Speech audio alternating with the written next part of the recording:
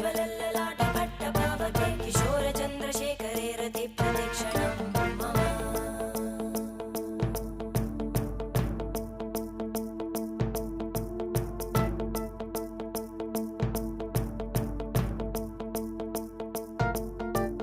धराधरेन्द्रनन्दिनी विलासबन्धुबन्धुरा स्फुरद्दिगन्तसन्तति प्रमोदमानमानसे कृपाकटाक्षधोरणी निरुद्धदुर्धरापदि क्वचिद्दिगम्बरे मनोविनोदमेतु वस्तुनि